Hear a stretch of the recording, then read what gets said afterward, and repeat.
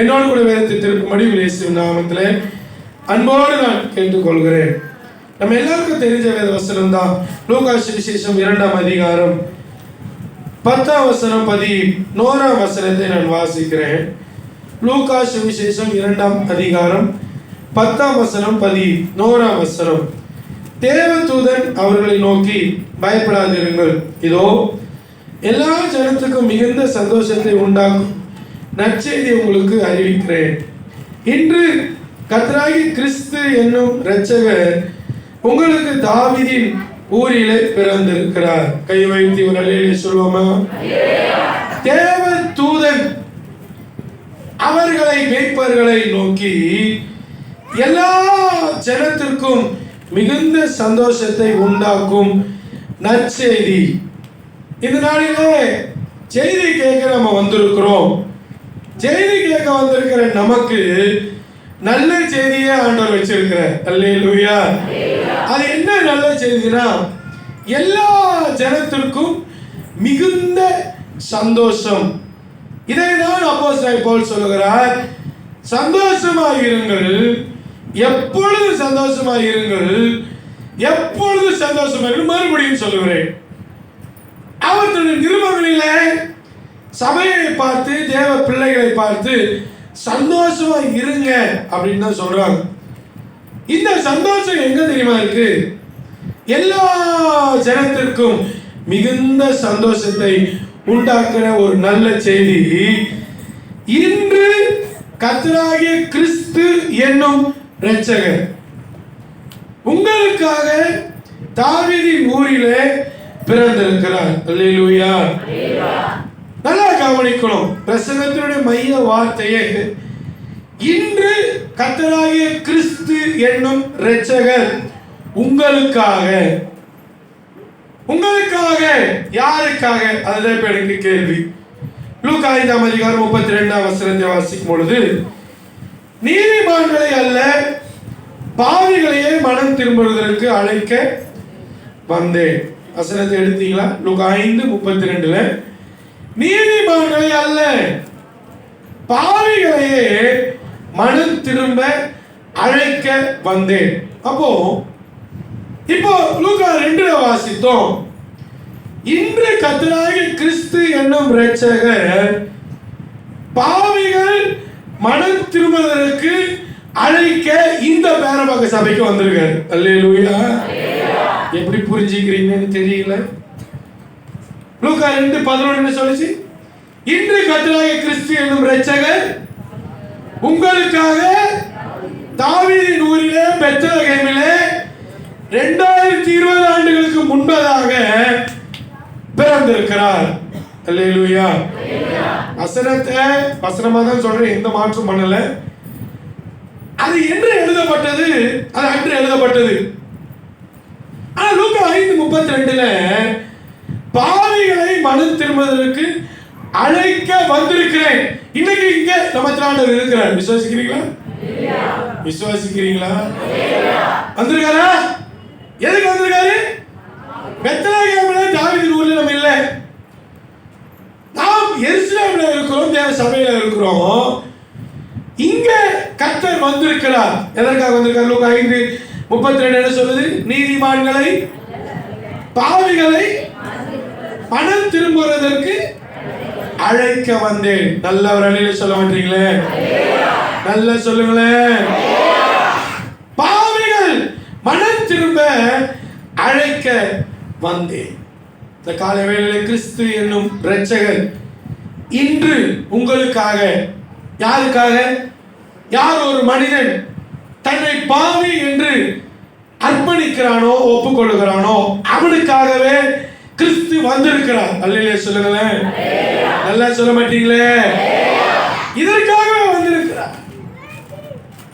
தாவீதின் ஊரிலே 2020 வருஷம் முன்னாடி பிறந்திருக்கிறார்.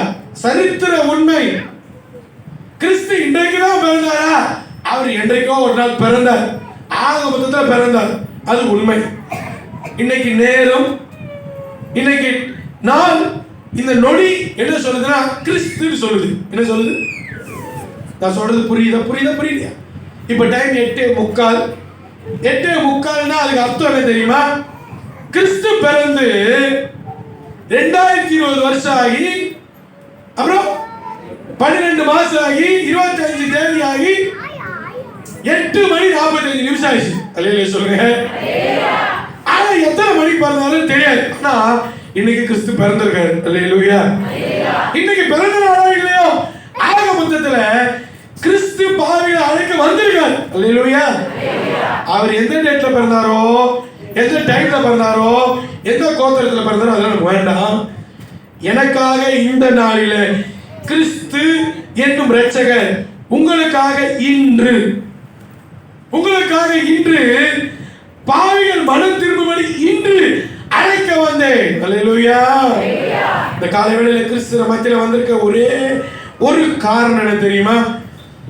பாவிகளை மனம் திரும்ப அழைக்க வந்தவர் இயேசு கிறிஸ்து. கிறிஸ்து என்னும் இரட்சகர், பாவத்திலிருந்து இரட்சிப்பை கொடுக்கிறவர் கிறிஸ்து. அதற்காகவே அவர் இந்த உலகத்துக்கு வந்தார். அல்லேலூயா சொல்லுங்களேன். நல்லவர் அல்லேலூயா சொல்ல மாட்டீங்களே.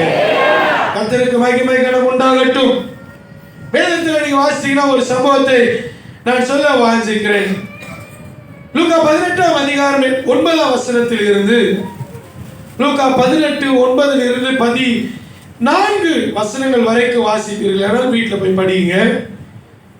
தங்களை நீதிமான்கள் என்று நம்பி, இன்னைக்கு அநேக கர்த்தருடைய பிள்ளைகளும் மற்ற ஜனங்களும் எப்படி தங்களை குறித்து நம்புறாங்களா?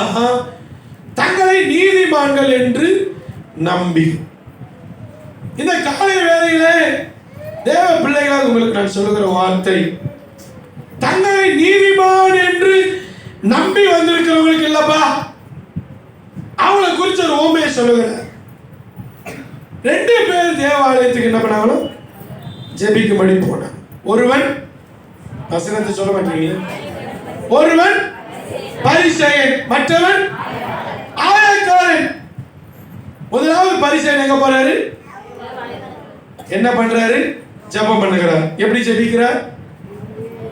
தேவனே எப்படி ஜெபிக்கிறாரு? பரிகாரர், அநியாயக்காரர், விபச்சாரக்காரர் ஆகிய மற்றவர்களைப் போல நான் இராதபடியினால், அதோடு நிறுத்தாம என் கூட ஒருத்தர் ஜெபத்துக்கு என்ன பண்ணிருக்கான்? அந்த ஆயக்காரனை போலவும் நான் இராதபடியினால் உம்மை இயேசு கிறிஸ்து நம்முடைய சீசர்களுக்கு ஜெபிக்க கற்றுக் கொடுத்திருக்கிறார். கற்றுக் கொடுத்தாரா இல்லையா? என்ன ஜெபம் பண்ணாங்க? எப்படி ஜெபிக்கணும்னு கேட்டாங்க. என்ன சொல்லி கொடுத்தாரு? பரமண்டலங்களில், சத்தமா சொல்லுங்க, உம்முடைய நாமம், உம்முடைய ராஜ்யம், அப்புறம் உம்முடைய சித்தம் பரமண்டலங்களில் செயல்படுவது போல அன்றென்று உள்ள எங்கள் கடனாளிகளுக்கு. இதான் ஜெபம். அல்லேலூயா. ஆனா அவன் பரிசேயன் எப்படி ஜெபித்தான்? அவன் வாழ்க்கையில தன்னை நீதிமான் என்று நம்பி. இன்னைக்கு எல்லாம் கிறிஸ்தவங்களா வந்திருக்கோம். ஒரு சிலர் வேணா இயேசுவை ஒருவேளை சரியா அறியாம, சத்தியத்தை அறியாம வந்திருக்கலாம். மற்ற எல்லாரும் சத்தியத்தை இருந்து தேவ பிள்ளைகளாக தான் வந்திருக்கும். நாம் எப்படி ஜெபிக்கிறோம்? தங்களை நீதிமான்கள் என்று நம்பி. அவன் ஜெபிச்சா ஜெபம் கேட்கப்படாது.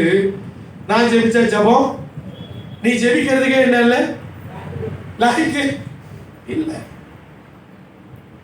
சில பேர் தங்களை நீதிமான்கள் என்று நம்பி கெட்டு போறாங்க.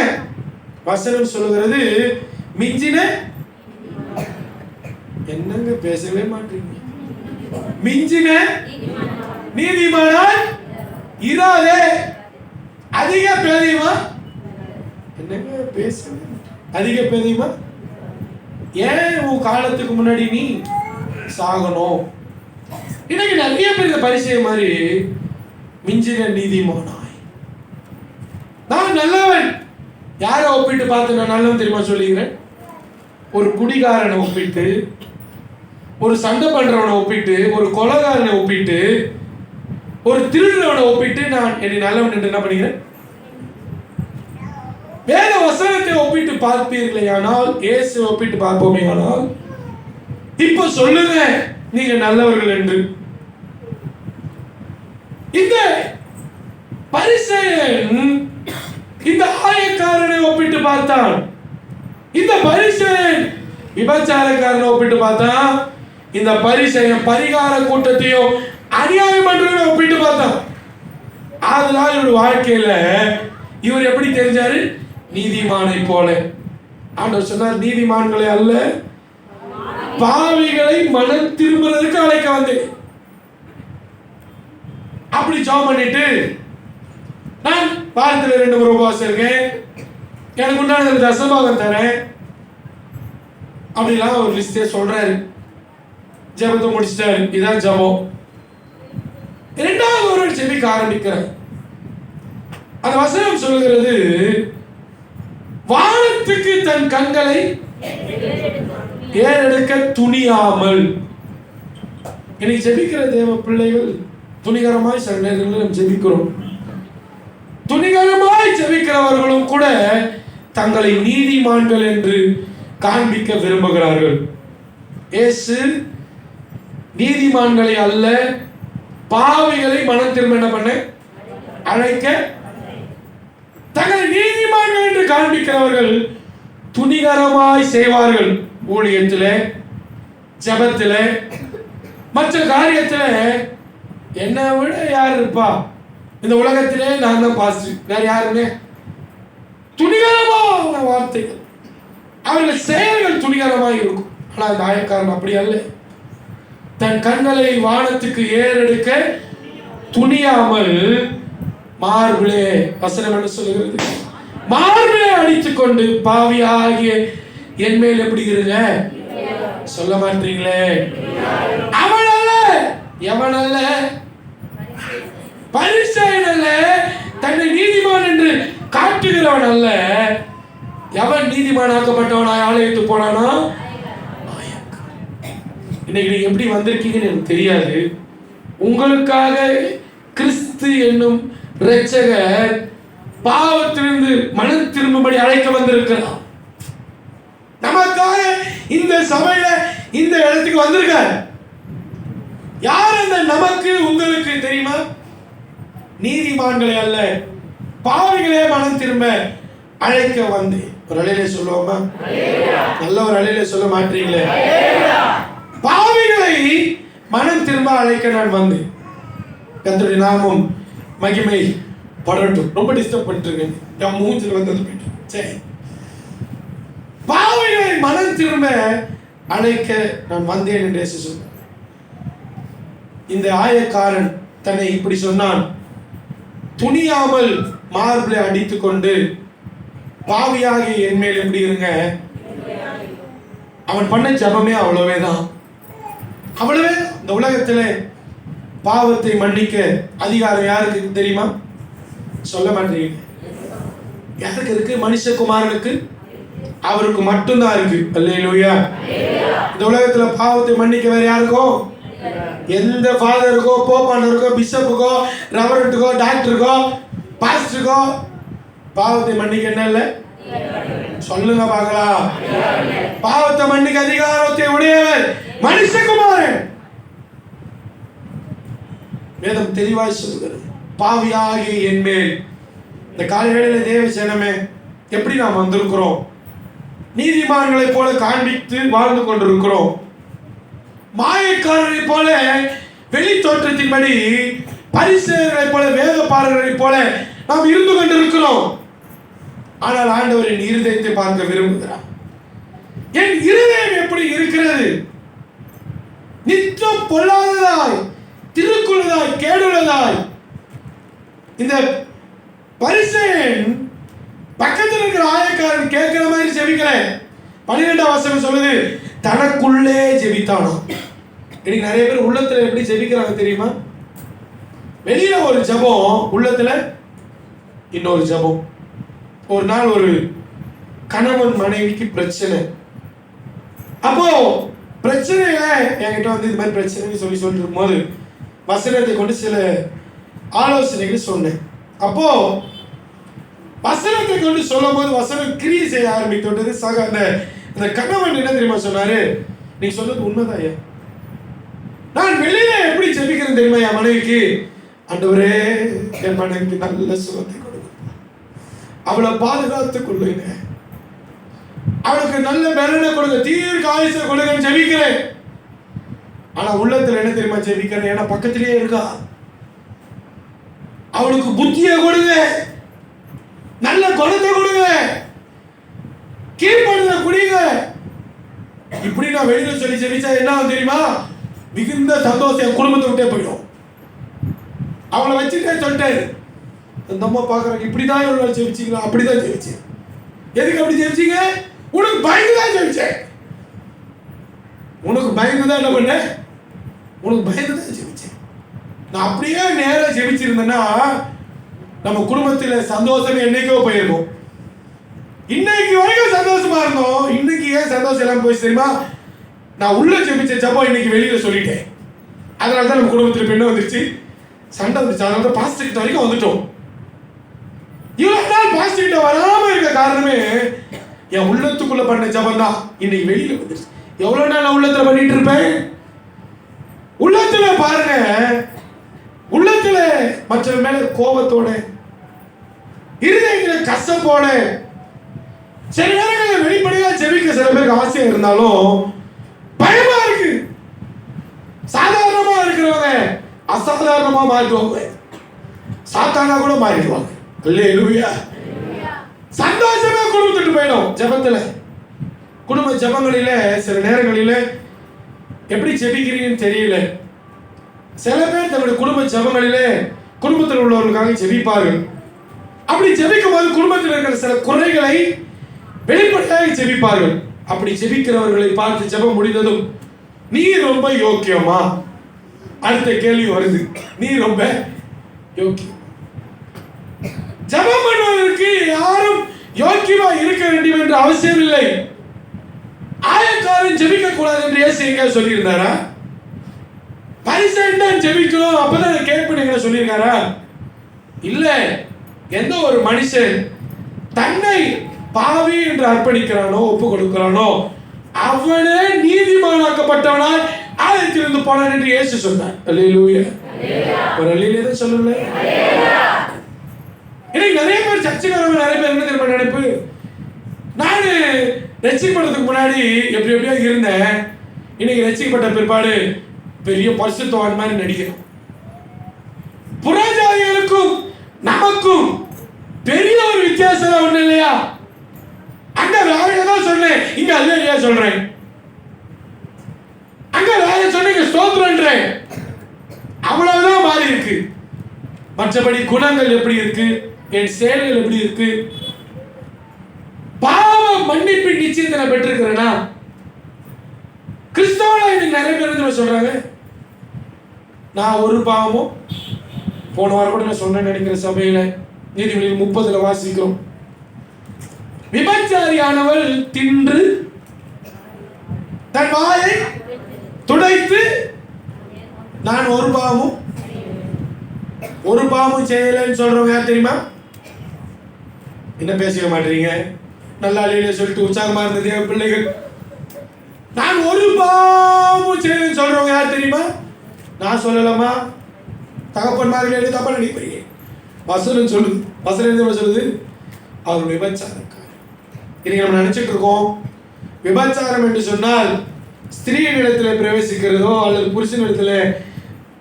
கவனிக்கிறீங்களா? கிறிஸ்து என்னும் இரட்சகரை சொந்த தெய்வமாய் அறிந்தும் கிறிஸ்துவை மறுதலித்து மாம்சத்தின் காரியங்களுக்கு ஈடுபடுகிற அத்தனை பேருமே விபச்சாரர்கள். மணவாளனுக்கு நியமிக்கப்பட்ட கன்னிகையாய் நான் இருக்கிறேன், அந்த மணவாளனுக்கு நான் துரோகம் செய்வேன், ஆனால் நான் தான் விபச்சாரக்காரன். மணவாளனுக்கு துரோகம் செய்கிற சபை இன்னைக்கு ஏராளமாய் பெருகிவிட்டது. ஊழியர்கள் பெருகிவிட்டது, ஆசாரியர்கள் மேன்மைகள் பெருகிவிட்டாங்க. மணவாளனுக்கு விரோதமாக தங்கள் நீதியை நம்பி கெட்டு போகிற கூட்டம் இன்னைக்கு அநேகம் வந்துவிட்டது. அவர்களுக்காக இயேசு வரவில்லை, அவர்களுக்காக வரல. எந்த ஒரு மனுஷன் தன் மார்பிலை அடித்து தன் கண்களை வானத்துக்கு ஏறெடுக்க துணியாமல் பாவியாக என் மேல கிருபையாக சொல்றாங்களோ அவங்களுக்காகவே கிறிஸ்து என்னும் இரட்சகர் வந்திருக்கிறார். அல்லேலூயா, அல்லேலூயா.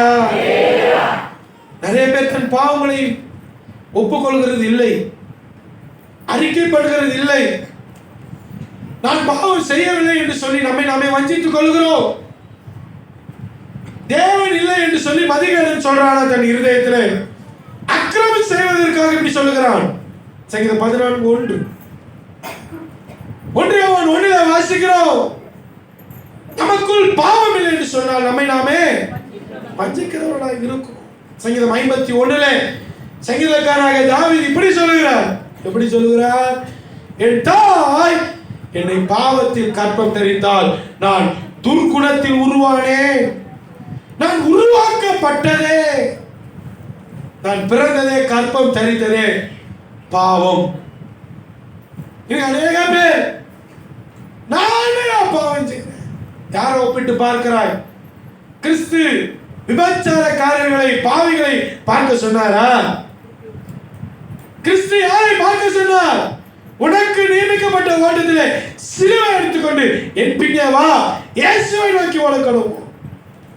இயேசுவை பார்க்காம ஆயக்காரர்களையும் பாவிகளையும் பார்த்து கொண்டிருக்கிற ஒரு கூட்டம். உங்கள் கண்களை பாவிகள் மேல் வைத்தீர்களே ஆனால் நீங்களும் ஒரு பெரிய பாவிகள். கிறிஸ்துவின் மேலே கண்களை பதிய வைத்த தேவ பிள்ளைகள் பரிசுத்தவான்கள்.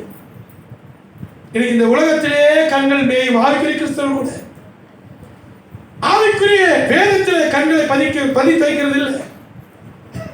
கிறிஸ்துவை நோக்கி நமக்கு நியமிக்கப்பட்ட ஓட்டத்தை ஓடுறது இல்லை. நோக்கம்லாம் வேற. இன்னைக்கு எவ்வளவு பேர் விபச்சாரக்காரராக இருக்காங்க தெரியுமா? எவ்வளவு பேர் விபச்சாரக்காரராக இருக்கிறாங்க? சத்தியத்தை ஒரு சபையில வாங்குகிறார்கள், இன்னொரு சபையில ஐக்கியமா இருக்கிறார்கள். விபச்சார கூட்டம். திருமணத்திற்கென்று ஒரு சபையில ஐக்கியம், கல்லறைக்கென்று ஒரு சபையில ஐக்கியம், விடுதலைக்கென்று இன்னொரு சபையில ஐக்கியம். வேதம் சொல்லுகிறது அவர்கள் விபச்சாரக்காரர். கிறிஸ்துவுக்குள் பயப்படு தாழ்மையோடு நான் சொல்லுகிறேன். உங்க போன்ல ஒரு 4 பாஸ்டர் போன் நம்பர் நீங்க வச்சிருந்தீங்கன்னா உங்களையும் சேர்த்து சொல்றேன். உங்க போன்ல ஒரு 4 பாஸ்டர் மாதிரி போன் வச்சிருந்தீங்கன்னா நீங்களும் ஒரு விபச்சாரக்காரர். எப்படி நீ சொல்றேன்? உனக்கு கொடுக்கப்பட்டிருக்கிற உன் ஊழியனோடு இணைந்து ஜெபிக்க முடியாமல், ஊழியத்தில் பங்கு பெற முடியாமல், உங்களுடைய சூழ்நிலையை அவர்களிடத்தில் பகிர்ந்து கொள்ளாமல் போன் பண்ணி இன்னொருத்தர்கிட்ட சொல்றீங்க பாத்தீங்களா? விபச்சாரக்காரர். உன் குடும்ப வாழ்க்கையில் உள்ள பிரச்சனையை இன்னொரு இடத்திலே ஆறுதலுக்காக சொல்லி இன்னொருத்தர் வாழ்க்கையில் அமைத்துக் கொள்கிறாயே, நீ விபச்சாரக்காரன் என்று வேதம் உன்னை தெளிவா சொல்லுது. பைபிளை நீங்க எப்படி படிச்சிருக்கீங்கன்னு தெரியல. இயேசு கிறிஸ்து இந்த பூமிக்கு அனுப்பப்பட்டதுக்கு முன்பு இந்த பூமி இருண்ட காலமாக இருந்தது. பழைய ஏற்பாடு, புதிய ஏற்பாடு, இதற்கு இடைவெளி அநேக ஆண்டுகள் இருக்கு. இந்த இடைவெளியின் ஆண்டுகளிலே தீர்க்கதரிசிகள் இல்லை, ஆலயம் இருந்தது, ஆசாரியர்கள் இருந்தார்கள், பலியில் செலுத்தப்பட்டது. ஆனால் எப்படி இருந்தது? பைபிள் நீங்க எப்படி படிச்சிருக்கீங்கன்னு தெரியல. ஓசியாவிலிருந்து மல்கியா வரைக்கும் வாசித்தீங்கன்னா எல்லா தீர்க்கதரிசிகளும் எதை குறித்து மையமாய் தீர்க்க தரிசனம் சொல்றாங்க தெரியுமா? பாவத்தை கொண்டு தீர்க்க தரிசனம் சொல்லுகிற தீர்க்க தரிசிகளுக்கு, ஆசாரியர்களுக்கு நான் விரோதி. ஆசாரிய வாயை வேதத்தை தேடினால் வேதம் இல்லையே, அவன் கர்த்தருடைய தூதனாய் இருக்கவில்லையே. ஆசாரியர்கள் வேதத்துக்கு விரோதமாக எழுப்பிவிட்டார்கள்.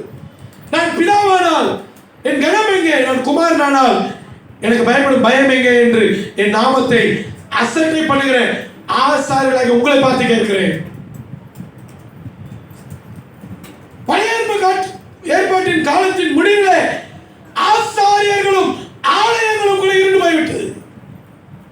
ஆலயத்தில் கூட வெளிச்சம் இல்லை, பூமியில இருள், காரிருள், சத்தியம் தள்ளுபடியான நாட்கள். பரிசேயர்கள் இருந்திருக்கிறார்கள், வேதபாரர்கள் இருந்திருக்கிறார்கள், பிரதான ஆசாரியர்கள் இருந்திருக்கிறார்கள், ஆராதனை இருந்திருக்கிறது, ஆலயம் இருந்திருக்கிறது. ஆனால் எதுவுமே ஆண்டவருக்கு பிரியமாயில்லை. எல்லாவற்றிலேயும் அசுத்தம். வேதத்துக்கு விரோதமான ஊழியத்தை ஆசாரியன் செய்தார். தேவன் அனுப்பினார், நோவாவை அனுப்பினார். மனுஷனுடைய இருதயம் நித்தம் பொல்லாததாக இருக்கிறது என்று சொல்லி நோவாவை அனுப்பினார். ஆண்டவர் ஆபிரகாமை அனுப்பினார், சோதோம் குமாராவில் இருந்து லோத்தை தப்புவிக்கும்படி. யோனாவை அனுப்பினார், பாவம் வானம் மட்டும் எட்டின நினிவேவை தப்புவிக்கும்படி. இப்பொழுது அனுப்பப்பட ஒரு ஆளும் இல்லை.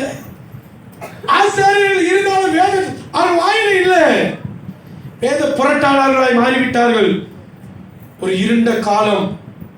சபையிலே பலிகள், சுத்தமான காணிக்கைகள் செலுத்தப்படவில்லை. மல்கி அப்படிதான் சொல்லுகிறார். ஆண்டவருக்கு பயந்து கனம் பண்ணவில்லை ஆசாரியர்கள். ஆலயத்தையே அசுத்தமாக்கி விட்டார்கள். பிதாவாகிய தேவன் இந்த பூமியின் மேல் அன்பு வைத்தபடியினாலே, தாம் படைத்த மக்கள் மேல் அன்பு வைத்தபடியினாலே, கிறிஸ்து என்னும் இரட்சகரை பாவிகள் மனம் திரும்பும்படி அனுப்பினார். அல்லேலூயா, அல்லேலூயா. தன்னை நீதிமான் என்று காட்டுகிற ஒரு கூட்டம் இயேசு கிறிஸ்து நாட்களில் இருந்தார்கள். அவர்கள் வேதபாரகர், பரிசேயர். லூக்கா 5:27 இருந்து 32 வரைக்கும் வாசித்தீர்கள் என்று சொன்னார். லேவி என்கிற ஒரு ஆயக்காரனை இயேசு கண்டு என் பின்னே வா என்றார். வந்த அவன் இயேசுவுக்கு பெரிய விருந்து ஆயத்தப்படுத்தினான். விருந்து ஆயக்காரர்கள் வந்திருந்தார்கள். இயேசு ஒரு சீசர்களும் ஆயக்காரர்களோடு சேர்ந்து சாப்பிட்டாங்க. இங்கே வேதபாரகரும் பரிசேயரும் என்ன கேட்டாங்க தெரியுமா?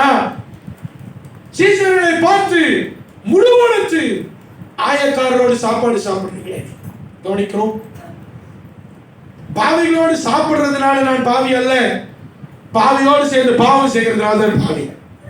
நான் கல்லூரி படிக்கும் போது எனக்கு நிறைய நண்பர்கள் இருந்தார்கள். நிறைய நண்பர்கள் இருந்தாலும் எல்லா நண்பர்களும் குடிகார நண்பர்கள். குடிப்பாங்க, சிகரெட் பிடிப்பாங்க, ஆன்ஸ் போடுவாங்க, கஞ்சா அடிப்பாங்க. அவர்கிட்ட இல்லாத பழக்கமே இல்லை. எல்லா பழக்கமும் உள்ள நண்பர்கள் தான் என் நண்பர்கள். அவர்களோட தான் நான் இருப்பேன். வேற வழி. என் கிளாஸுக்கு எல்லாருமே குடிக்காரு. அதுக்காக நான் பக்கத்து கிளாஸ்ல போய் உட்கார முடியும். இவங்க இருந்தா பரவாயில்ல போயிடும், சரி படிப்பை விட்டுற முடியும். படிச்சுதான் ஆகணும். பக்கத்து கிளாஸ்ல உட்கார முடியாது. சேர்ந்தாச்சு, முடிஞ்சாச்சு. பாவிகளோடவே வாழ்ந்தாலும் பாவத்துக்கும் எனக்கும் தொடர்பு இல்லை. அல்லேலூயா. ஒரு அல்லேலூயா சொல்ல மாட்டீங்களே? எத்தனையோ முறை என் நண்பர்கள் என்ன எவ்வளவு வற்புறுத்தினாங்க. ஏய், இது வெறும் பிராண்டிடா, இது வந்து போதையா ஏறாதுடா. நீங்க சொல்றீங்க அந்த ஜீசஸ் சொன்ன ஒயின்ரா இதுன்னா ஒருத்தன், அவன் ஒரு கிறிஸ்தவன். இந்த ஒயின்ரா இது குடுறான்னு, இது வந்து தப்பே இல்ல, பைபிள் கூட சொல்லுதா இதை குடிக்கலாம்னு சொல்லி. அவர்களோடு கூட பீச்சுக்கு போவேன், அவர்களோடு கூட எல்லா இடத்துக்கும் போவோம், ஸ்நாக்ஸ் சாப்பிட்ற கடைக்கு. அவர்களுடைய நோக்கமே வேற. நான் என் நண்பர்கள் ரட்சிக்கப்படணும், அவர்களோடு நான் சிநேகிதமா இருக்கணும்ன்றது ஒரே காரணத்துக்காக தான் போவேன். அவங்க எல்லாரும் சுட கஞ்சி வாங்கி குடிச்சிட்டு இருப்பானுங்க பீச்சில், வாங்கி எடுத்துட்டு. நான் இருக்க மாட்டேன், நமக்கு அதெல்லாம் பிடிக்கும். நல்லா பணம் கொடுத்துருவானு, நல்லா அதெல்லாம் கொடுத்துருவான் வாங்கி. நான் நல்லா சாப்பிடணும் தெரியும். நீ என்ன வேணாலும் சாப்பிட்றான். ஏதாவது நல்ல ஹோட்டல் உட்கார வச்சுட்டு இவன் என்ன சொல்றானோ 1 hour 2 hour அளவுக்கு கொண்டே சாப்பிட்டே இருப்பான். சொல்லிட்டு போயிடுவானுங்க. நான் வர வரைக்கும் இவன் பத்திரமா இங்கே பார்த்துக்கணும், நான் வந்து வீட்டுக்கு கொண்டு போயிடுவோம். எப்படியோ உருண்டு பிறந்து வந்து சேருவானு. பாவிகளோடு இருந்தாலும் பாவத்தை செய்யக்கூடாது. அவர்களோடு கூட சேர்ந்து சாப்பிடுங்க. சாப்பிட ஒன்றா வந்துடுவானுங்க. ஏன் ஒரு 1 hour வெயிட் பண்ணுறாங்க, போயிட்டு வந்துடுவானுங்க. ஃபர்ஸ்ட் போயிட்டு முடிச்சுட்டு வந்ததும் சாப்பிட உட்காருவானுங்க. கூட சாப்பிடுவோம் எல்லாரும். அதனால நான் சுண்ட கஞ்சி குடிக்க போக மாட்டேன். அதனால பாவத்துக்கும் எனக்கும் ஐக்கியமா தொடர்பா இல்லை. நல்லா கவனிக்கணும்.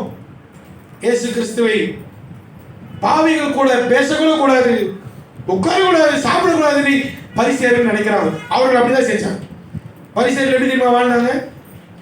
பாவிகள் கிட்ட பேச மாட்டாங்க, பாவிகள் கிட்ட சாப்பிட மாட்டாங்க, ஆனா பாவம் மட்டும் செய்வோம். புரிஞ்சு சொல்ற வேலையில சொல்லுங்க. ஏதாவது புரிஞ்சா? சில கிறிஸ்தவர்கள் இருக்காங்க இந்த உலகத்துல, இப்பவும் இருக்காங்க சில கிறிஸ்தவர்கள். அப்படியே நான் தவறா சொல்லல, ஃபுல்லா தலையில இருந்து கால் வரைக்கும் போட்டுருவாங்க. ட்ரெஸ் எப்பவுமே ஒயிட்ல தான் இருப்பாங்க. பேச்சுகள் எல்லாம் பரிசுத்தமும். பாவிகள் இடத்துல பேசவே மாட்டாங்க, அவங்க வீட்டுல சாப்பிட மாட்டாங்க. அவர்கள் சீவனை வாஞ்சிக்கிற ஒரு கூட்டம். அவர்களுக்காக இயேசு வரவில்லை. அல்லேலூயா, அல்லேலூயா.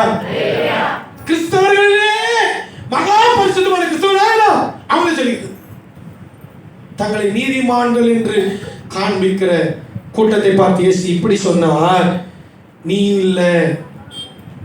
ஆயக்காரன் ஒருத்தன் தன் பாவத்தை மறைக்காமல் அறிவிக்கிறவன், தன் பிழை உணர்கிற ஒரு மனுஷன் என் ஆலயத்தில் ஜெபத்தோடு வந்திருக்கான், அவனுக்காக தான் வந்திருக்கேன். அல்லேலூயா.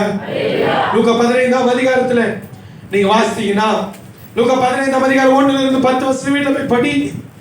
வேதம் அழகாய் சொல்கிறது, ஆயக்காரரும் பாவிகளும் ஒரு வீட்டுல பந்தி ஆயத்தப்படுத்தினது. அவர்களோடு கூட இயேசுவும் சீசர்களும் சாப்பிடும்படி போனாங்க.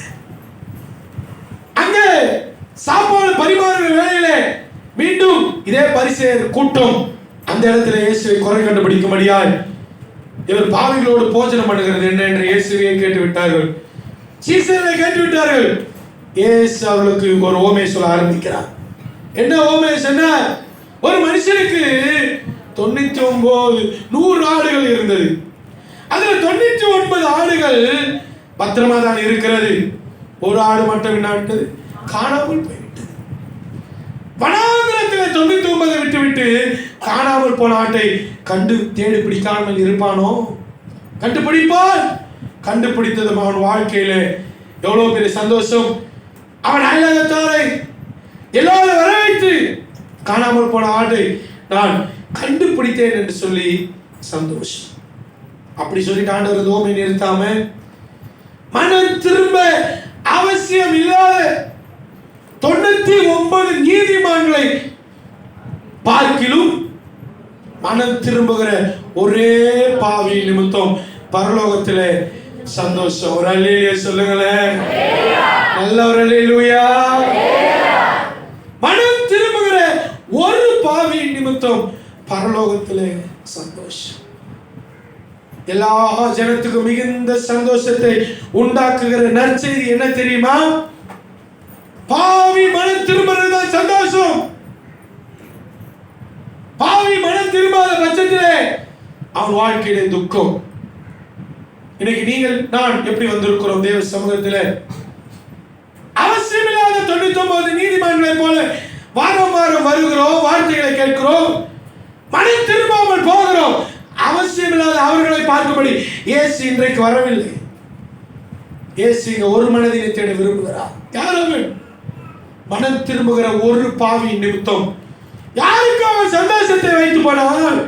மனம் திரும்புகிற ஒரு பாவிக்கு.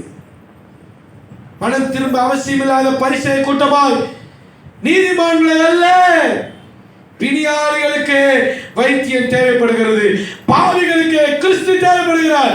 அவர்களுக்காகவே வந்தார். இந்த காலை வேளையில நமக்காய் கிறிஸ்து இங்க வந்திருக்கிறார். தாவீதின் ஊர்ல பிறந்தார் 2000 வருஷத்துக்கு முன்பு. நமக்காக இங்க வந்திருக்க நோக்கம் என்ன தெரியுமா?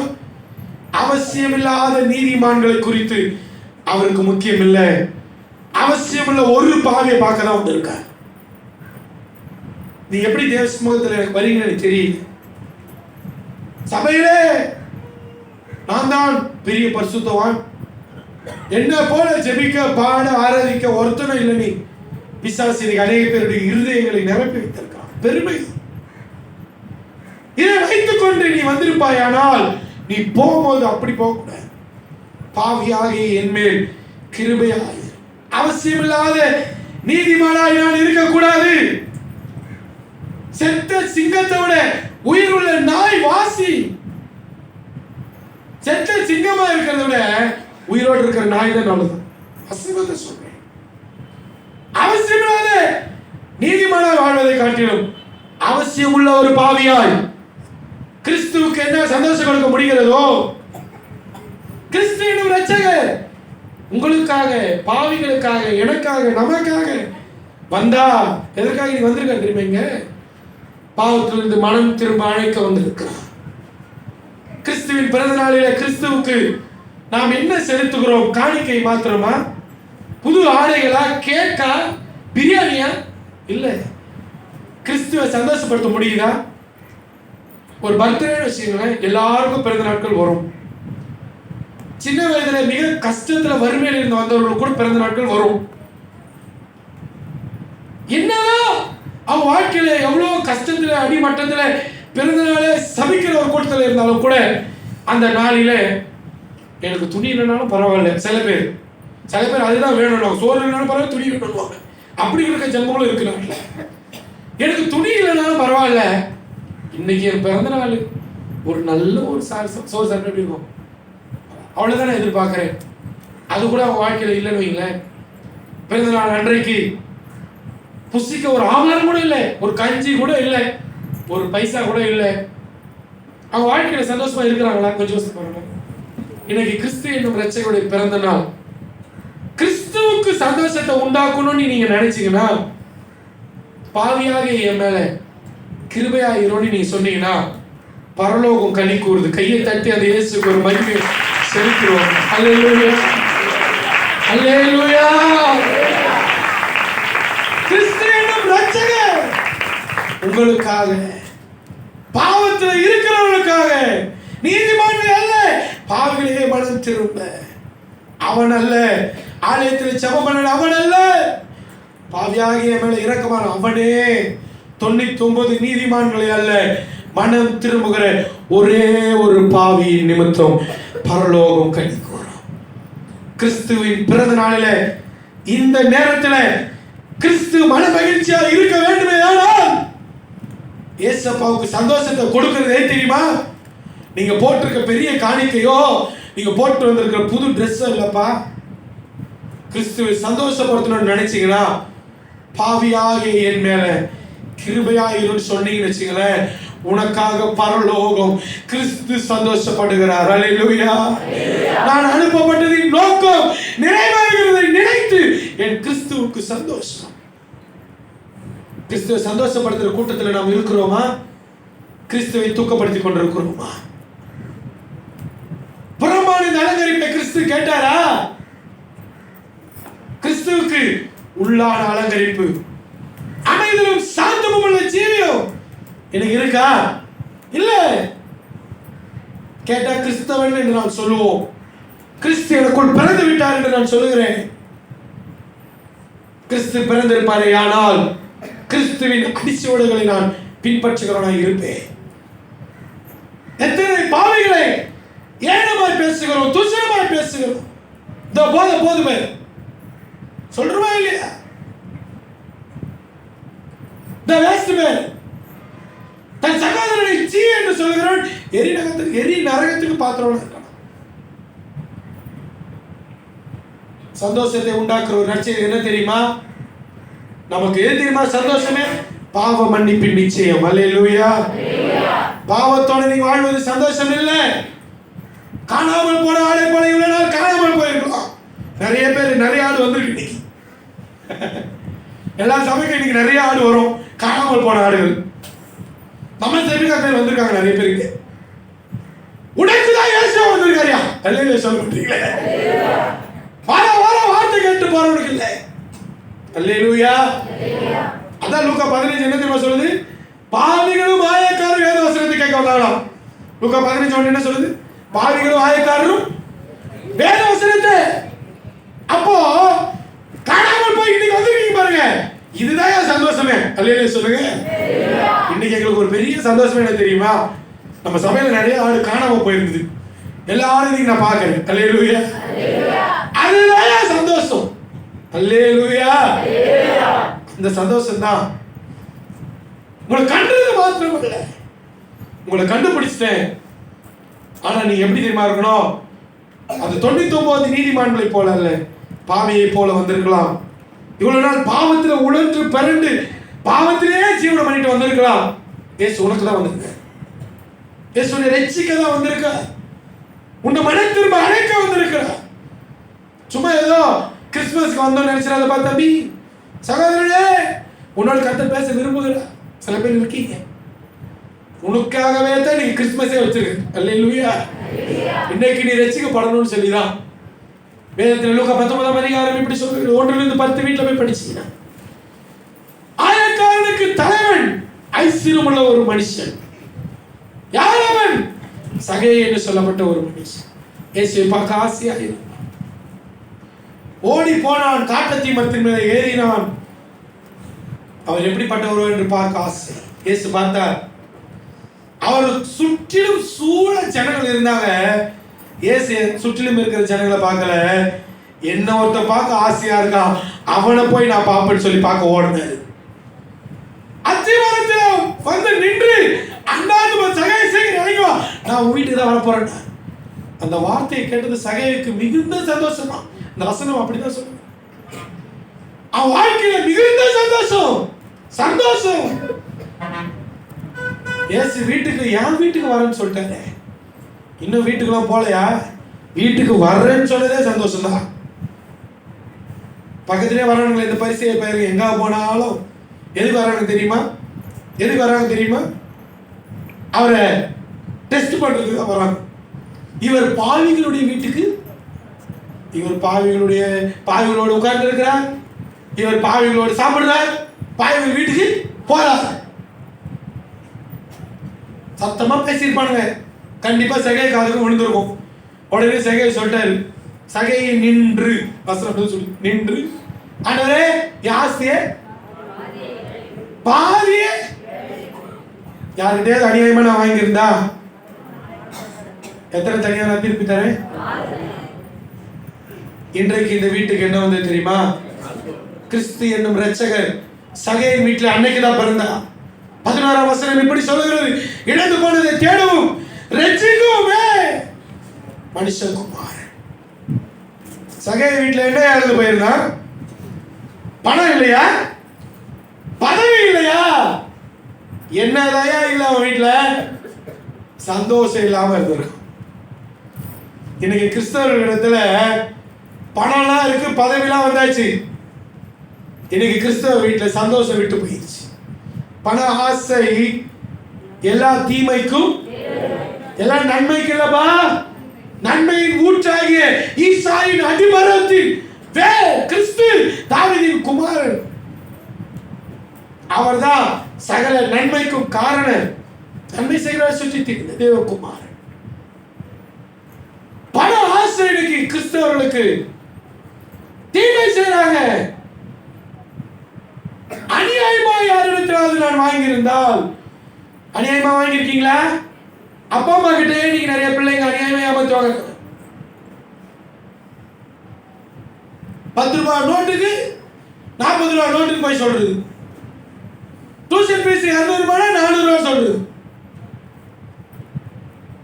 பாஸ் வச்சுட்டு பஸ்ல போயிட்டு காசு கொடுத்துட்டு போயிட்டு வந்து புழுவுது.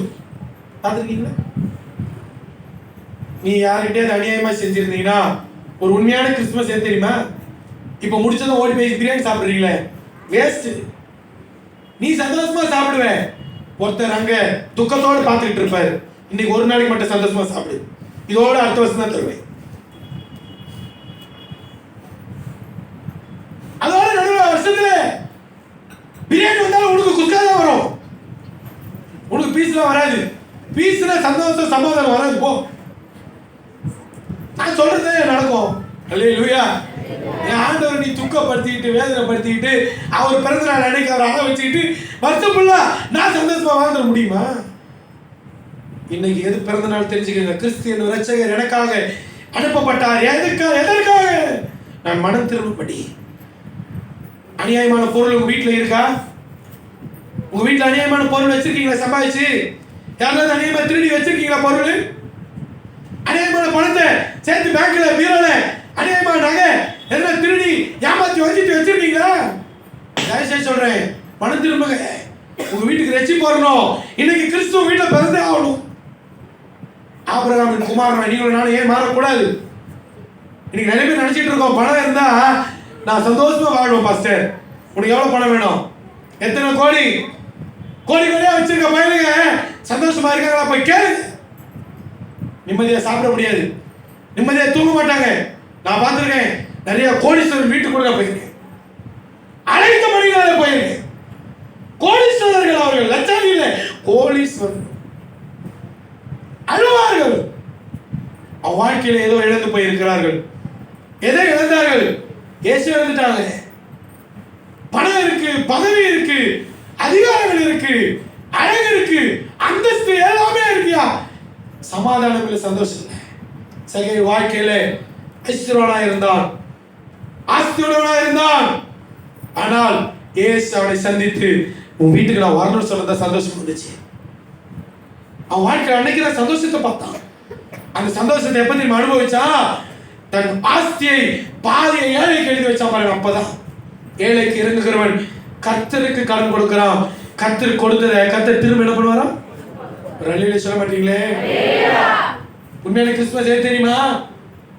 இன்னைக்கு நீங்க வீட்டுல வச்சிருக்கீங்க பாருங்க, பர்ஸ்ல பீரோல ஒளிச்சு, இதை எடுத்து கொடு ஏழைகளுக்கு.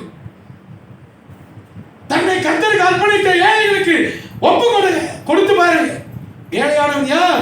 தன்னை ஆண்டவருக்கு என்றே அர்ப்பணித்தவன். ஒப்பு கொடுத்து அங்க கொடு, அங்க கொடுத்து அது கர்த்தருக்கு கொடுத்த மாதிரி கர்த்தர் நீ கொடுத்ததை திரும்ப உங்களுக்கு என்ன தருவான். நீ ஆண்டவருக்கு நம்ம கொடுக்க முடியல, ஆண்டவர் பேரை சொல்லி நம்ம ஏமாத்தி சாப்பிட்டுறோம், ஆண்டவர் பேரை சொல்லி நம்ம ட்ரெஸ் போட்டுறோம். ட்ரெஸ் இல்லாதவங்களுக்கு ட்ரெஸ் கொடுக்க முடியுதா? ஆகாரம் இல்லாத ஆகாரம் கொடுக்க முடியுதா? இன்னைக்கு பாருங்க, எங்க வீட்டுக்கு காலையில இதை சொல்லிட்டு போயிட்டேன், பிரியாணி செய்யாது காலையில. ஏன்னா செஞ்சா வேஸ்ட். 10 விதமான பிரியாணி வரும், எனக்கு 10 விதமான பிரியாணி கொண்டு வராதீங்க. நீ எத்தனை விதமா கொண்டு வர நான் சாப்பிட போறது இல்லை. எனக்கு காய் தான் செய்யணும்னு சொல்லிட்டு போயிடுச்சு. இல்லாதவங்களுக்கு போய் தேடி கொடு. வருஷத்துக்கு ஒரு முறை பிரியாணி எதிர்பார்ப்போர் இருக்காங்க தெரியுமா? அவங்களுக்கு கொடுத்துட்டாங்க பிரியாணி. உன்னிடத்தில் உள்ளதை விற்று தரித்திற்கு கொடு, பரலோகத்தில் உனக்கு சந்தோஷம் பொக்கிஷம் இருக்கும். சொந்தக்காரங்களுக்கு கொடுப்பாங்க, பாஸ்டருக்கு கொடுப்பாங்க, கணவர்களுக்கு கொடுப்பாங்க. உன் வீட்டில் இருக்கிற லாசரவை நீ மறந்து விட்டால் ஐஸ்வர்யவான் போல நரகத்துக்கு தான் போக வேண்டும். கிறிஸ்து எனும் இரட்சகரின் வீட்டிலே வந்தால் ரட்சிப்பின் அனுபவம் எங்க இருக்கு தெரியுமா?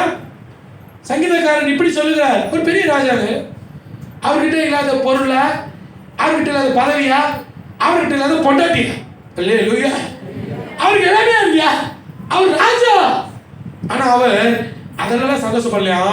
ரட்சிப்பின் கம்பீர சந்தோஷத்தை, ரட்சிப்பின் சந்தோஷத்தை எனக்கு நீ தண்ணி. எனக்கு சந்தோஷமே எது தெரியுமா? நான் ரட்சிக்கப்பட்ட பத்தியா, அதான் சந்தோஷம். அல்லேலூயா, அல்லேலூயா. இன்னைக்கு நிறைய பேர் நினைச்சிட்டு இருக்காங்க, ராஜா குதிரையில போறாரு, அவரு சந்தோஷமா போறாரு, ராஜா கார்ல போறாரு, ராஜா பிளைன்ல போறாரு. பிளைன்ல போற ஒரு பிளைன் விட்டு இறங்கினாதான் சந்தோஷம். அல்லேலூயா. இறங்காம போயிட்டாருன்னா துக்கம். இது எது சந்தோஷம் தெரியுமா? ரட்சிப்புலதான் இருக்கு. சங்கீதக்காரன் இதை அறிந்தபடினாலே, சத்தியத்தை நல்லா புரிந்தபடினாலே அவன் வாழ்க்கையில அவன் தன்னை ஒப்புக் கொடுக்கிறான்.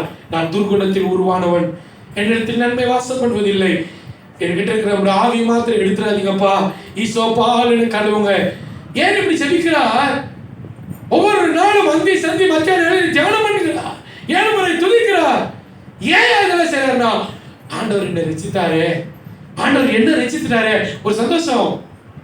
பாவத்திலிருந்து விடுதலை ஆயிட்டேன், எவ்வளவு பெரிய பாவியா இருந்திருக்கிறாரு, எவ்வளவு பேரை கொன்னேன், எவ்வளவு பேர் பொண்டாட்டியை எடுத்து வச்சுக்கிட்டேன், அதெல்லாம் அவன் செஞ்சிருக்கான்.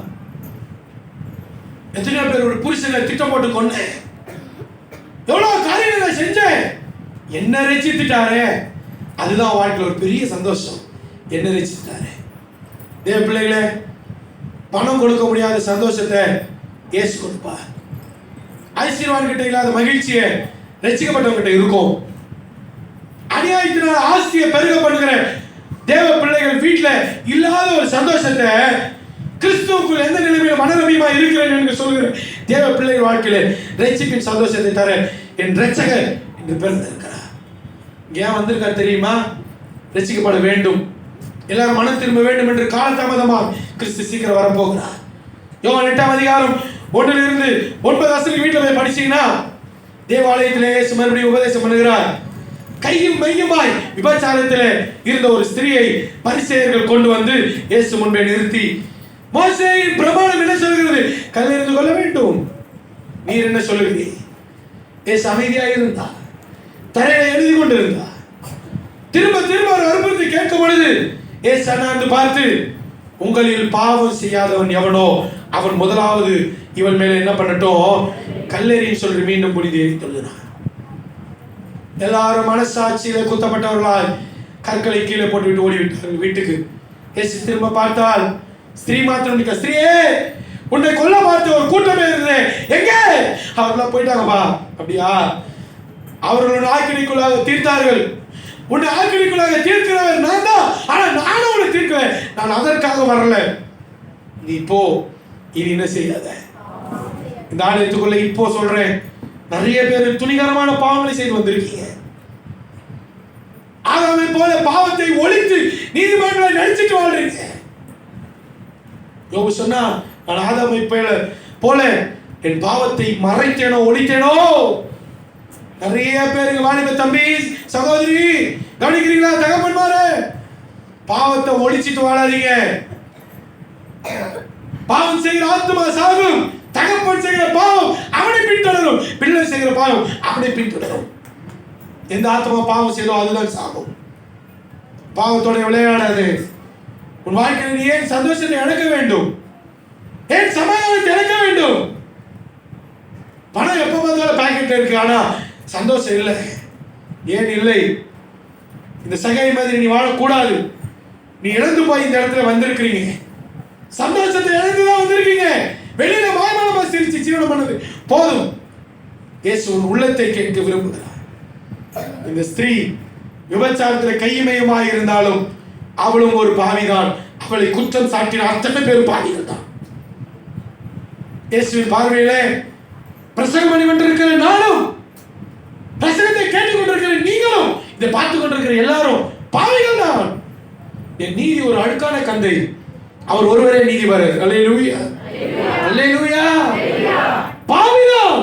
நான் பாவியாகி என் மேல கிருபையாயிரம் நீ கேட்கணும். அப்பொழுதுதான் என் வீட்டுக்கு, என் குடும்பத்திற்கு, என் சரீரத்துக்கு ஒரு ரட்சிப்பு. இழந்து போயிருக்கிற சந்தோஷம் மீண்டும் தருவா. ஒரு உண்மையான கிறிஸ்துமஸ் எது தெரியுமா? எல்லா ஜனத்துக்கும் சந்தோஷம். அது என்ன நட்சத்திரம் தெரியுமா? பாவத்திலிருந்து ஒரு விடுதலை. அதுக்காகவே ரட்சகர் பிறந்தார். பாவ மன்னிப்பு இல்லாமல் சந்தோஷத்தை வாழ்க்கையில் நீங்க அனுபவிக்க முடியாது. நீங்க எத்தனை ஜபத்துக்கு நான் வாங்க, எவ்வளவு காணிக்கையெல்லாம் செலுத்துங்க, எவ்வளவு தான தர்மனா பண்ணுங்க, நீங்க எவ்வளவு ஆபரேஷன் நடத்துங்க, என்னென்ன பண்ணுங்க, மெய்யான சமாதானம் இயேசுவண்டை மாத்திரமே. மெய் சந்தோஷம் இயேசுவண்டை. நீ இயேசு இல்லாமல் எது இருந்தாலும் உனக்கு சந்தோஷத்தை கொடுக்க மாட்டார். சகையின் வாழ்க்கையிலே ரட்சிப்பவன் வீட்டுக்குள்ளே வந்தது, சந்தோஷம் அடைந்தான். விபச்சாரத்தில் கையுமையுமாய் பிடிக்கப்பட்ட ஸ்திரீ, நீ போ, இனி என்ன செய்யாத.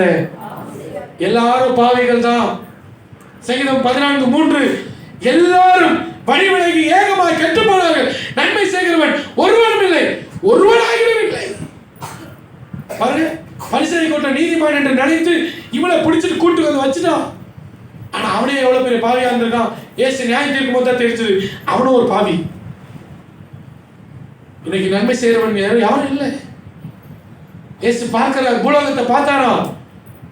பூலோகத்தை பார்த்தா எல்லாரும் வழிகளை கெட்டு போயிட்டாங்களாம். இன்னைக்கு எத்தனை கிறிஸ்துவர்கள் கெட்டு போயிட்டாங்க தெரியுமா? எத்தனை ஊழியர்கள் கெட்டு போயிட்டாங்க தெரியுமா? வெளியில நீதிமன்றங்களை போல ஆக்ட் பண்ணிட்டு இருக்காங்க. வெளியில சந்தோஷமா இருக்கிற போது சிரிச்சு காட்டுறாங்க. இருதயத்துல சந்தோஷம், சமாதானம், குடும்பத்துல சமாதானம் இல்ல. ரட்சிப்பின் சந்தோஷத்தை அவங்களால அனுபவிக்க முடியல. காரணம் என்ன? பாவத்தோட விளையாடாதே, பாவம் செய்யாதே. உன் ஆத்மா சாகும். ஒரு நாள் உன் ஆத்மா மண்ணுக்கு போகும், நரகத்திலே தள்ளப்படுவான். ஐஸ்வர்யம் உள்ளவன் சம்பூர்ணமாக வாழ்ந்தான், பாவத்தோடு இருந்தான், நரகம் போனான். பாடுகளை அனுபவிப்பதை தெரிந்து கொள்ளுங்கள். எது உண்மையான கிறிஸ்துமஸ் தெரியுமா? பாவத்தை அறிக்கை செய்து விட்டு விடுகிறவனுக்கு தான் ரட்சகர் வந்தார். அல்லேலூயா, அல்லேலூயா, அல்லேலூயா. வேதம் அழகாய் சொல்லுகிறது. ஆதியாகமம் 4:7 வசனத்திலே நீ நன்மை செய்தால் உனக்கு மேன்மை இல்லையோ? நீ நன்மை செய்யாதிருந்தால் பாவம் உன் வாசல் படியில. இன்னைக்கு எத்தனை பேர் வீட்டு வாசல் படியில பாவம் படுத்துட்டு இருக்கு தெரியுமா? உன் வீட்டு வாசல்ல காலை வச்சதுமே உனக்குள் பாவ உணர்வுகள், பாவ ஆவி, பாவம் செய்யக்கூடிய தூண்டுகிற அவயவங்கள் வேக வேகமாய் செயல்படுது. ஏன்னா உன் வீட்டு வாசல்ல பாவம் படுத்துட்டு இருக்கு. சமையல வரும்போது அப்படிப்பட்ட இச்சையான பார்வையால் என்னமா இல்லையா? என் வீட்டுக்குள்ள போனா தான் எனக்கு பிரச்சனை. ஏன்? உன் வீட்டு வாசற்படி மீச்சிட்டு போற பத்தியா? பாவம் அங்க இருக்கு. பாவத்தை மீச்சிட்டு போறீங்க. ஏன் பாவம் படுத்திருக்கு தெரியுமா? நீ நன்மை செய்யாமல் போறது பாவம். நீதிமொழிகள் 3:27 என்று நினைக்கிறேன். நன்மை செய்ய திராணி கர்த்தர் உனக்கு கொடுத்திருக்கும் போது செய்யத்தக்கவர்களுக்கு செய்யாமல் போவாயானால் அதுவே உனக்கு பாவமாய் மாறிவிடும். இயேசு நன்மை செய்கிறவராய் சுற்றி திரிந்தார். அதற்காகவே வந்தார். எது நன்மை? பாவத்தில் ஒரு மனுஷனை நீ பார்த்து சுவிசேஷம் சொல்ல வேண்டும், சொல்லாது இருந்தால் உனக்கு ஐயோ. ஒரு துன்மார்க்கன் மரிக்கிறதை பார்த்து ஆண்டவருக்கு பிரியமில்லை, நீ சாகவே சாவா என்று துன்மார்க்கனை பார்த்து எச்சரிக்க வேண்டும் என்று சொல்லுகிறார். இதுதான் நன்மை. இன்னைக்கு எது நன்மை? 4 படம் நம்ம வீட்டுக்கு எடுத்தோம், கூட 2 எடுத்து 2 பேர் கொடுத்துடலாம். நன்மை செஞ்சுட்டேன். 2 கிலோ அரிசி என் வீட்டுக்கு போட்டு செய்யறேன், கூட 2 கிலோ போட்டு ஒரு 4 பார்சல் அப்படி கொடுத்துட்டா நன்மை. கவனிக்கிறீங்களா? சுவிசேஷம் என் மேல் விழுந்த கடமை, இது உங்கள் மேல் விழுந்த கடமை. இதை நான் செய்யாது இருந்தால் எனக்கு ஐயோ. எனக்கு எது தெரியுமா நன்மை? ஒரு பாவத்தில் இருக்கிற ஒருவனை பார்த்து நீ பாவிடா, நீ துன்மார்க்கன், இப்படியே அந்த நரகம் போவேன்னு சொல்லணும். அதான் நன்மை. நிறைய பேர் அதை சொல்றது இல்லை. நிறைய பேர் அதை சொல்லாம நமக்கு எதுக்கு அந்த வம்பு, நமக்கு எதுக்கு இந்த பிரச்சனை, ஒதுங்கி போறீங்க. நன்மை செய்யாவிட்டால் உன் வீட்டில் பாவம் வந்து சேரும். அவன் ரத்த பழிய வசனம் கவனிக்கிறீங்களா? அவன் ரத்த பழியை என்னங்க பேசவே மாட்டீங்க? வசனம் தெரியுமா தெரியாதா? துன்மார்க்கனை பார்த்து சாகவே சாவா என்று நீ சொன்னால் அவன் மனம் திரும்பிட்டா அவன் ரத்த பலி போயிடும். நீ சொல்லாம போயிட்டா அவன் ரத்த பலி யாரு கேப்ப? இந்த பேரம்பாக்கத்துல அநேக பேர் ரத்த பலிகளோட வந்திருக்கீங்க. எத்தனையோ உங்க பக்கத்துல குடிகாரர்கள் இருக்காங்க. சொல்ல வேண்டியது பொறுப்பு. அவன் திருந்தா அது எனக்கு தேவையில்லை. எத்தனையோ விபச்சாரம் பண்ணுகிறவர்கள், புருஷனுக்கு துரோகம் பண்ணுகிற ஸ்திரீகள் இருக்காங்க, மனைவிக்கு துரோகம் பண்ணுகிற புருஷன் இருக்கான், பிள்ளைகளுக்கு துரோகம் பண்ணுகிற பெற்றோர் இருக்காங்க. நீங்க இதெல்லாம் பார்த்துக்கிட்டு சும்மா இருக்க கூடாது. உன்னை குறித்து நான் கேள்விப்பட்டேன், உன்னை நேசிக்கிறபடினாலே இயேசுவின் வார்த்தை சொல்லுகிறேன். இப்படியே எவ்வளவு காலம் நீ வாழ்வாய், ஒரு நாள் மரணம் உன்னையும் சந்திக்கும். எங்கே போவாய்? நீ சுவிசேஷத்தை அறிவீங்க. கிறிஸ்தியன் ரட்சகர் அவர்களுக்குள் பிறக்க வேண்டுமானால் அந்த வசனம் 100க்கு 100 வேலையை தொடங்கிடும். என்னுடைய வேலை விதைக்கிறது தான், விதைச்சுக்கிட்டே இருக்கணும். விளையப்படுகிற அவருடைய வேலை. யாரை பார்த்தாலும் தம்பி, யாரை பார்த்தாலும் விடுறது இல்லை. நீ எங்க போயிட்டு இருக்க? நீ நரகம் போயிடுவப்பா. உன் மேல ஒரு பாசத்தினாலதான் நான் திட்டுறேன். எனக்கும் அழகா இந்த நாள்ல சந்தோஷத்தை ஆண்டவர் வாரி வாரி தருவார். எல்லாரும் கோரி எடுத்துட்டு வாங்க, கொட்டி எடுத்துட்டு போங்கன்னு சொல்ல தெரியும். இன்னைக்கு அப்படிலாம் கதை விடுற எவ்வளவோ செய்திகள் இருக்கிறது. அப்படிப்பட்ட ஆசிரியர்கள் இருளுக்குள்ளே தள்ளுகிற சபையை தள்ளுகிற ஆசிரியர்கள் இருக்காங்க. கிறிஸ்துவுக்கு சந்தோஷத்தை தருவார், வாரி கொடுப்பார் தான். எப்படி இருந்தா கொடுப்பார்? அதை ஏன் சொல்ல மாட்டீங்க? சொல்லுங்க. நீங்க போய் சொல்லணும். கிறிஸ்து 2020 ஆண்டுகளுக்கு முன்பதாக தாவீதின் ஊரிலே பிறந்தார்.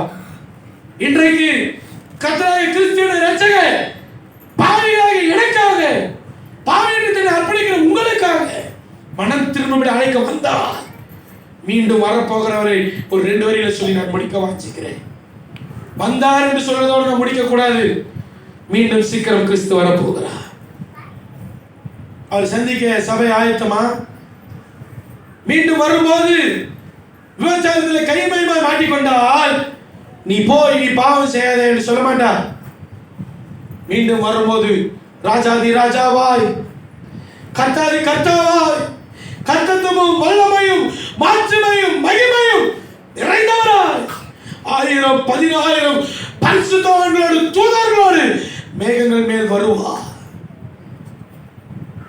இன்னைக்கு தான் ரட்சணிய நாள். இன்னைக்கு பாவத்தோடு இந்த இடத்துல வந்து அறிக்கை செய்து விட்டு விடுகிறவன் இரக்கம் பெறுவான். இரக்கத்தோடு விட்டு ஓடிடலாம். ஆனால் மறுபடியும் கிறிஸ்து இந்த உலகத்துக்கு வரப்போகிறார். இந்த உலகம் மீண்டும் இருண்ட நாட்களுக்குள் போய்கொண்டிருக்கிறது. இருளில் உள்ள ஜனங்களுக்கு வெளிச்சம் உதிக்கும்படி கிறிஸ்து 2020 ஆண்டுகளுக்கு முன்பதாக வந்தது போல மீண்டும் இந்த உலகம் இருளுக்குள்ளாய். இன்னைக்கு சபைகளிலே சத்தியம் இல்லை. சபைகளிலே இன்னைக்கு சத்தியம் தள்ளுபடியாகிவிட்டது. கிறிஸ்துவை இன்னைக்கு விற்கிற கூட்டம் பெருகிவிட்டார்கள். கிறிஸ்துவை ஏளனமாய் பண்ணுகிறார்கள், வஞ்சிக்கிறார்கள். கிறிஸ்துவின் நாமத்தை வைத்து பிச்சை எடுக்கிறாங்க. கிறிஸ்துவின் உபதேசத்தை புரட்டுகிற ஒரு கூட்டம் இன்றைக்கு சபைக்குள்ளே வந்து விட்டது. இன்றைக்கு சபைகளிலே கிறிஸ்து இல்லை. அநேக ஆலயங்களிலே கிறிஸ்து புறக்கணிக்கப்பட்டிருக்கிறார்.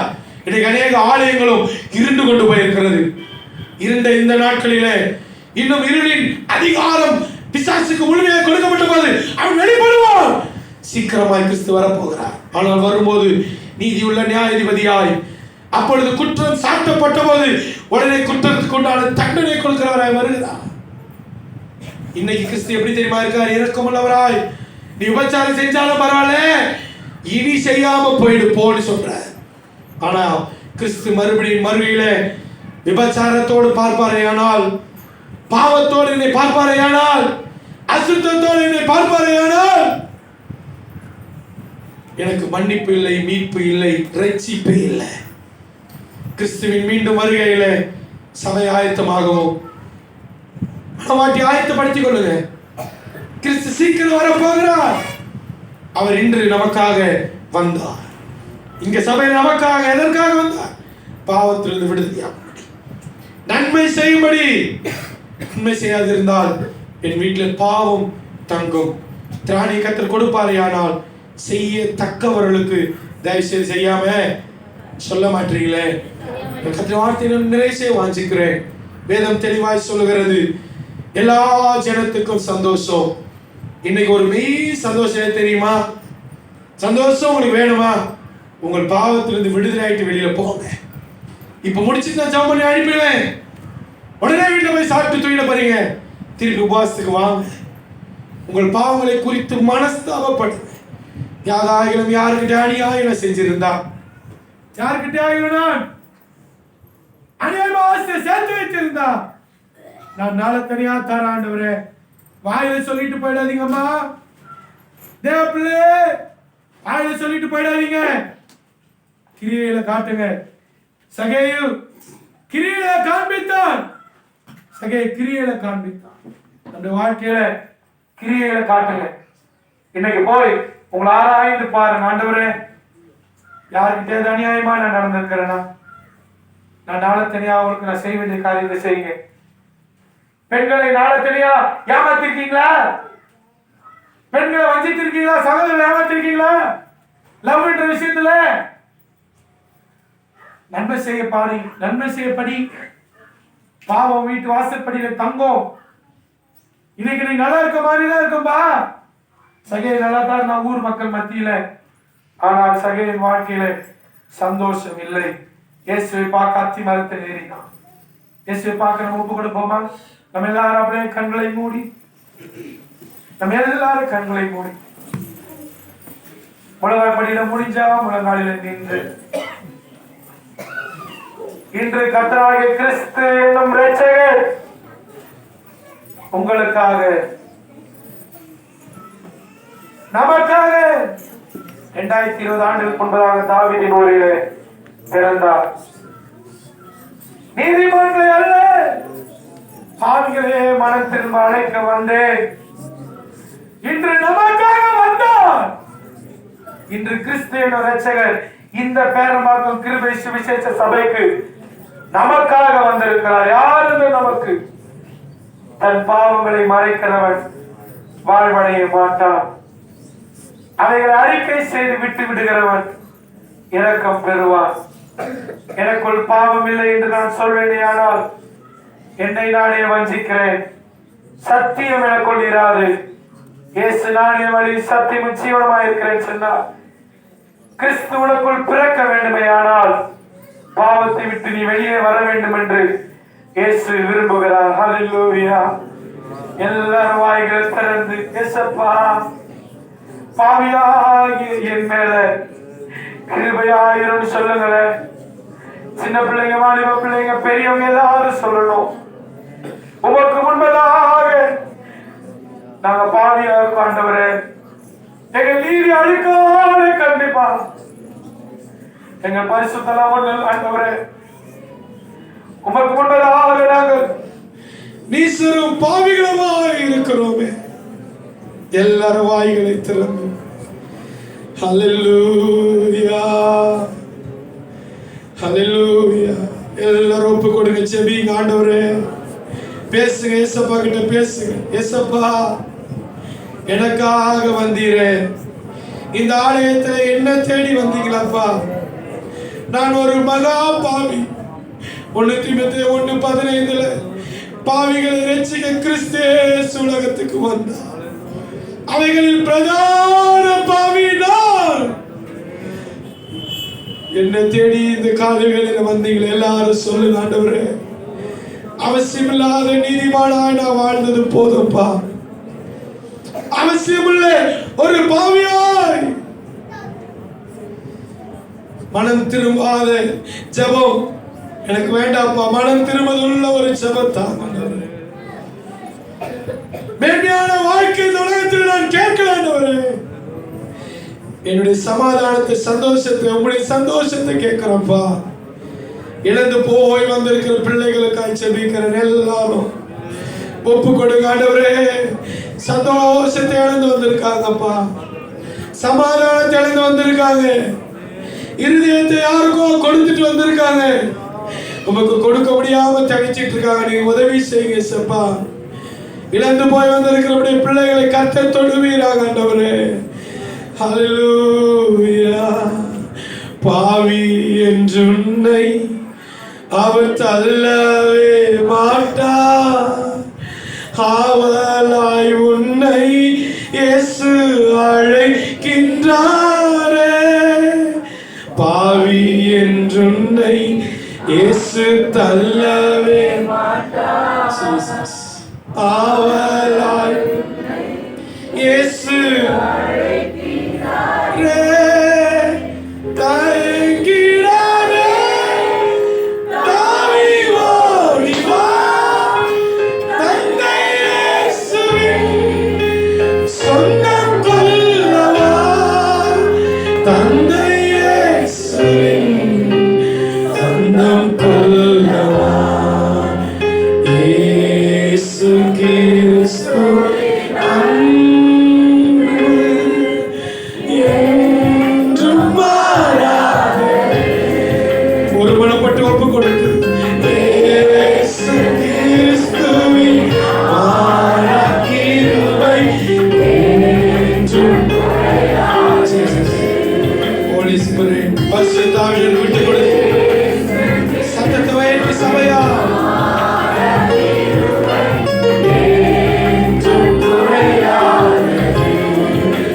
இயேசு கிறிஸ்துவின் அன்பு என்றும் மாறாதே. எல்லாரும் ஒருமனப்பட்டவர்களாய் இயேசு கிறிஸ்துவின் மாறா கிருபை என்றும் குறையாதே. Yes Lord. இயேசு கிறிஸ்துவின் மாறா கிருபை குறையாதது. இயேசு கிறிஸ்துவின் அன்பு. நல்ல பிதாவே, உம்முடைய குமாரனாம் இயேசு கிறிஸ்து மூலமாய் ஸ்தோத்திரிக்கிறோம். இவ்வளவு நேரம் இந்த சமூகத்திலே பாட, ஆராதிக்க, கொடுக்க, உடைய வசனத்தை தியானிக்க நீர் தந்த கிருபைக்கு நன்றி. எல்லா ஜனத்துக்கும் மிகுந்த சந்தோஷத்தை உண்டாக்குகிற ஒரு நல்ல செய்தியை எங்களுக்கு கொடுத்தீங்களே, உமக்கு நன்றி செலுத்துகிறோம். எங்கள் உள்ளத்தில் நீர் பிறந்ததுக்காய் நன்றி இயேசப்பா. பாவி என்று உன்னை நான் தள்ள மாட்டேன் என்று சொன்ன தேவன், நீ போ, இனி பாவம் செய்யாதே என்று சொன்னீரே. பாவத்தோடு அக்கிரமத்தோடு மீறுதலோடு நாங்கள் வந்திருந்தால் இந்த எல்லையை விட்டு நாங்கள் கடந்து போகிறோம். இனி செய்யாதே என்று சொன்ன வார்த்தைக்கு கீழ்ப்படிந்து பாவ மன்னிப்பு நிச்சயத்தோடு வாழ எங்களை ஒப்புக் கொடுக்கிறோம். எங்களை பரிசுத்தப்படுத்துவீராக. பரிசுத்தம் உள்ளவன் இன்னும் பரிசுத்தமாகட்டும் சொன்னீங்களே. எங்கள் நிமித்தம் பரலோகத்தில் மிகுந்த சந்தோஷம் உண்டாக்குறதுக்காக நன்றி அப்பா. இந்த ஆராதனையில பரலோகம் களி கூர்ந்ததுக்காக நன்றி. தூதர்கள் களி கூர்ந்ததுக்காக நன்றி. நீ சந்தோஷப்பட்டீரே, உமக்கு நன்றி. எங்களுக்கு நீ தந்த மகா பெரிய சாக்கியத்துக்காய் சந்தோஷத்துக்காய் நன்றி செலுத்துகிறோம். இழந்து போய் வந்திருக்கிற ஒவ்வொரு பிள்ளைகளை இந்த நாளிலே தெய்வம் ரட்சித்துக் கொள்ளுங்க ஏசப்பா. இந்த வார்த்தை கேட்டுக்கொண்டிருக்கிற எல்லா பிள்ளைகளுக்காக நான் செபிக்கிறேன். என்னென்னலாம் இழந்து போயிருக்கிறார்களோ அத்துடைய கர்த்தர் கொடுங்க. சரீரத்தில் சுகத்தை இழந்து வந்திருப்பார்களோ அப்பா நீ சுகத்தை கொடுப்பீராக. சமாதானம் இழந்து வந்திருக்க பிள்ளைகளுக்காய் செபிக்கிறேன். சமாதானத்தை கொடு. சந்தோஷத்தை இழந்து வந்திருக்கிற பிள்ளைகளுக்கு சந்தோஷத்தை கொடு. கிறிஸ்து என்னும் இரட்சகர் எங்கள் உள்ளத்திலே நீர் பிறந்ததுக்காய் நன்றி. நீர் மகிமைப்படும், உம்முடைய நாமம் மகிமைப்படட்டும். எல்லா துதிக்கான மகிமைக்கே செலுத்துகிறோம். மீட்பர் இயேசுவின் நாமத்தில் ஜெபிக்கிறோம் ஜீவனுள்ள நல்ல பிதாவே. உம்முடைய கர்த்தராகிய இயேசு கிறிஸ்துவின் கிருபை, பிதாவாகிய அன்பு, பரிசுத்த ஆவியுடைய ஐக்கியம் நம் அனைவரோட சகல பரிசுத்தவான்களோடு நம்முடைய ஆண்டவராகிய இயேசு கிறிஸ்து வரைக்கும் மட்டும் இருப்பதாக. என் ஆத்மாவே கர்த்தரை ஸ்தோத்திரி, முழுமே பரிசுத்த நாமத்தை ஸ்தோத்திரி. என் ஆத்மாவே கர்த்தரை ஸ்தோத்திரி, அவர் செய்த சகல உபகாரங்களையும். ஆமென். அல்லேலூயா, அல்லேலூயா, அல்லேலூயா. ஆமென், ஆமென். கர்த்தர் யாவரையும் ஆசீர்வதித்து காப்பாராக. ஆமென். Happy Christmas. கிறிஸ்மஸ் நல்வாழ்த்துக்கள்.